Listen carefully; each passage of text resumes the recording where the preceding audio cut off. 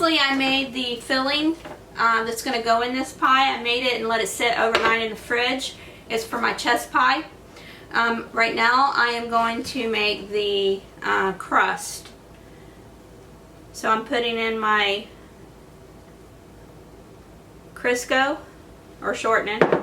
I am going to put in the butter. We went half and half, so you get flavor and flakiness out of doing that. And then put the salt in. And when I get it all mixed together with my little pastry cutter, then we will start adding in the water to bring the dough together. Basically, you're putting the butter and shortening to about pea-sized consistency.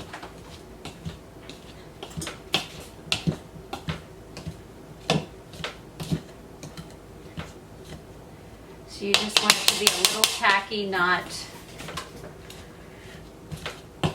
soaking wet. Right. Just enough to be able to, so that it holds together a little bit.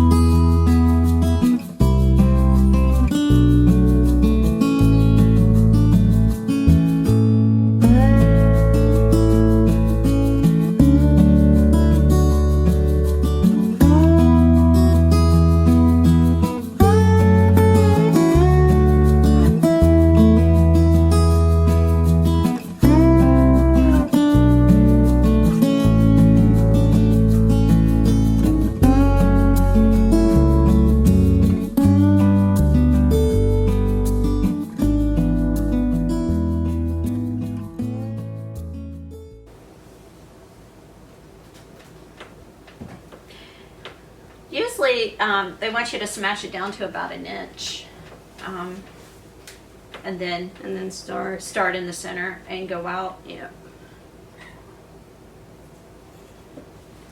And it's better if you rotate. You can see it's not pulling apart like it was a second ago. It's not crumbling. Yeah, it does make a difference. I had the hardest time though when I was trying to get mine into the pan. Because it does. It's so fragile, it wants to fall apart. So you just have to be very careful. Make sure I used a spatula and to lift it into the pan. And always remember at the bottom of your pie pan to put the little fork marks in there so it lets the air vent through, so you don't get like air pockets under there. And it doesn't cause your dough to rise up, and it keeps it flat. So it lets the air escape. Yours looks better than mine, dude. Nice. It's just trial and error. And I'll try and show you another trick too. If you roll your dough backwards over the rolling pin, you can pretty much lift it up. This out here. Well, that was a problem. I wish I'd have known that trick last week. Alright.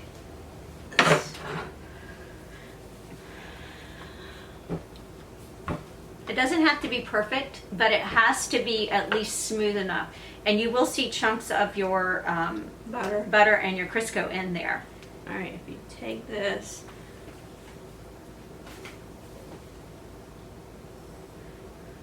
I'd have done that last week. All right, it's easier with two people too. All right, and then you just roll it back off, and then just gently move it around in your pan until you get it in place.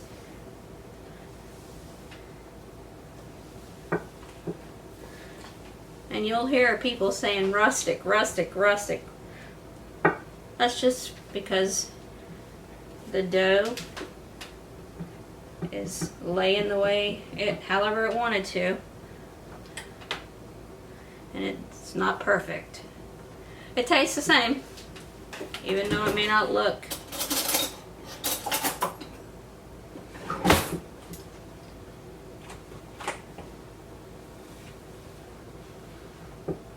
There's a little here we could. It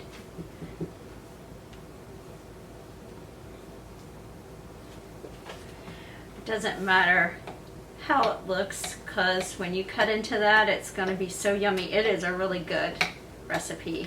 So you just make sure you poke your holes in there to let the air escape, so when it does bake, it doesn't buckle inside of the pan. You also got to make sure that you have enough up to the edge of the So it doesn't slide down. so because when it does bake, it does recede, so you want to make sure that it doesn't like fall back into the And I've had it do that before. yeah, I've had it done that way too. Okay, now, alright, this is the chess pie filling. I need to stir it and incorporate everything back together. It sat in the refrigerator overnight after I mixed it. This is basically a southern tradition. It's a custard pie. It's a custard pie. And Elsie put a little bit of cornmeal in it. Cornmeal in it, and the cornmeal will rise to the top and give it a slight crunch on the top of the pie.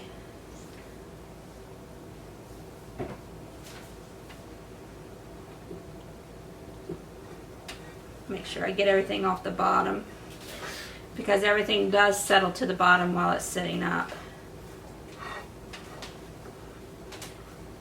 Your pie, now this is a deep dish pie pan that I have, so it may fit most of this in here, but everything that I've been told is a lot of this pie pans this will be too much filling for it. I'm going to start pouring it in. Now there is chunks of butter in there. Yes. That will melt when you bake it. And what settled to the bottom right overnight that I was stirring back in was the cornmeal.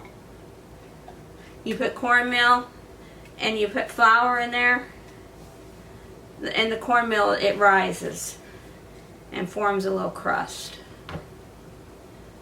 And I think because I have a deep dish pan, I think it's going to be fine. I don't think it's going to overflow. We are going to put it on another pan though when we put it in the oven to bake. Because Elsie and I are famous for that. Overflowing our pans. Yes. This will bake for 25 minutes with a cover over it, tinfoil over it, and then you'll remove the tinfoil, and then you will bake it another 20-25 minutes until it's done. It will jiggle in the middle. Don't overcook it, because it will overcook fast. So make sure you set your timers and you check it and you pull it out, and it will have a jiggle in the middle, but it will be done. And be careful, because the custard can burn, so you want to make sure that you don't overcook it.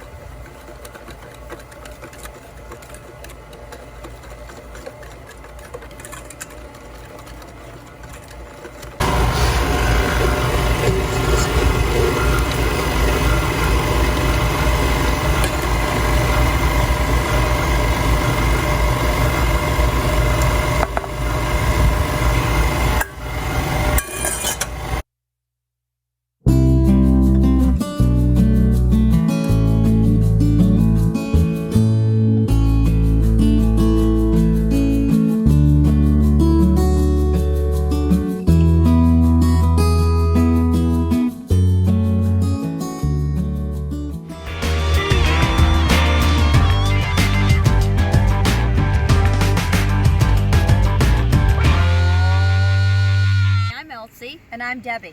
with Two Sisters Southern Cooking. We thank you for visiting our page.